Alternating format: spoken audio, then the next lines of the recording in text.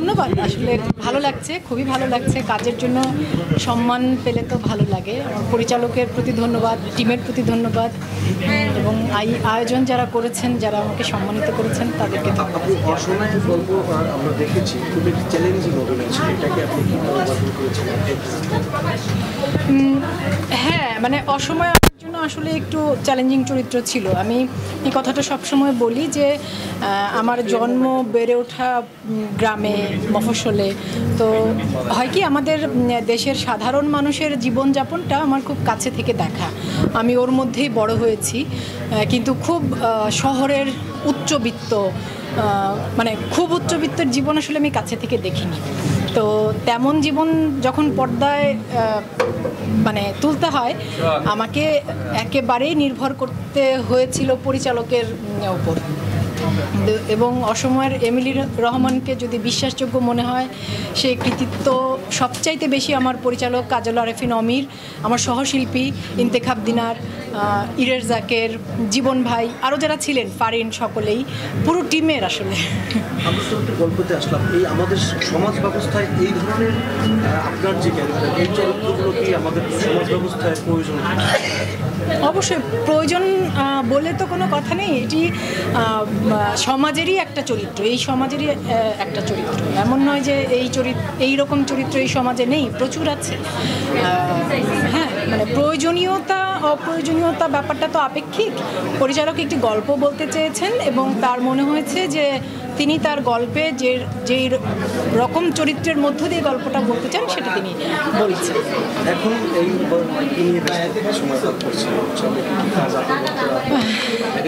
এখন সামনে ঈদে হইচইতে মুক্তি পেতে যাচ্ছে অমিতাভ রেজা চৌধুরীর বোহেমিয়ান ঘোড়া।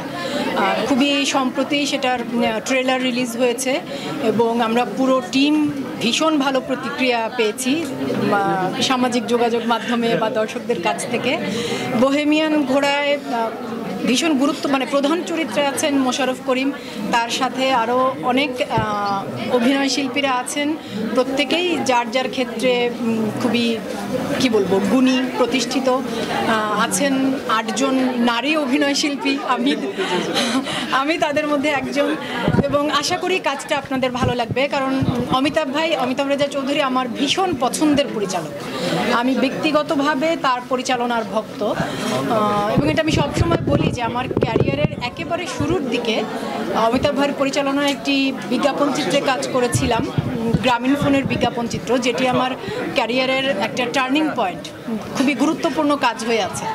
তো পরিচালক হিসেবে অমিতাভ রেজার প্রতি এবং তার টিমের প্রতি আমার সবসময়ের কৃতজ্ঞতা, আবারও ধন্যবাদ এবং কৃতজ্ঞতা যে তারা বোহেমিয়ান ঘোড়ার আম্বিয়া চরিত্রে আমাকে চিন্তা করেছেন। মোশাররফ করিমের 8 বউ, হ্যাঁ, রুনা খান কত নম্বর?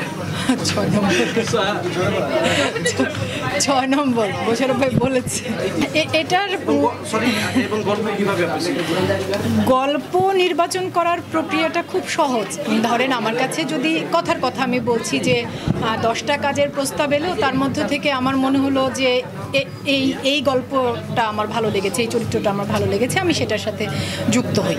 প্রক্রিয়াটা এটাই। আর এই যে আপনি যেটা বললেন যে ধারাবাহিকতা, সেই মানে কাজের ধারাবাহিকতা, যেমন আমি যদি ওটিটির কথাই বলি, আমার হইচইতে মুক্তিপ্রাপ্ত প্রথম ওয়েব ফিল্ম ছিল আশফাক নিপুণের কষ্টনীর।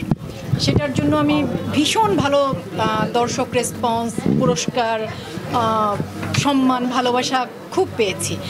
তো মানে তারপরেও অমির অসময় বা গৌতম কৈরির আন্তনগর এবং আসতে যাচ্ছে অমিতাভ রেজা চৌধুরীর বোহেমিয়ান ঘোড়া, এই ধারাবাহিকতা, আমি তো গল্প আর চরিত্রটুকু বাছাই করি, কিন্তু মূল নির্ভরতাটা থাকে আমার পরিচালক এবং টিমের উপর। আমি একেবারেই ডিরেক্টরস আর্টিস্ট। তো কাজের মান এবং কাজ ভালো হবার পেছনে কারণ হচ্ছে ওটা যে আমি হয়তো ভালো ডিরেক্টর নির্বাচন করি। শুটিং সেটে